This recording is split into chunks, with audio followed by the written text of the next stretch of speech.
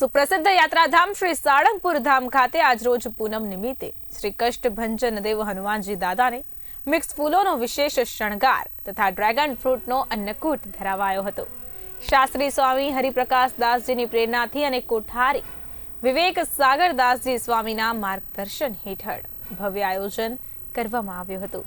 હનુમાનજી દાદાને ફૂલોની ડિઝાઇનવાળા વાઘા અને ડાયમંડ જડિત મયુરાકારના ચાંદીના મુગટથી શણગારવામાં આવ્યા હતા।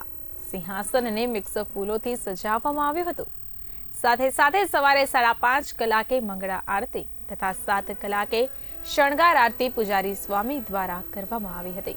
મંદિર પરિસરમાં યજ્ઞશાળામાં વિશેષ મારુતિ યજ્ઞનું આયોજન પણ કરવામાં આવ્યું। હજારો હરિભક્તોએ સ્થળ પર તેમજ ઓનલાઈન હાજરી આપી આ પાવન પ્રસંગના દર્શન અને મહાપ્રસાદનો લાભ લઈ ધન્યતાનો અનુભવ કર્યો હતો।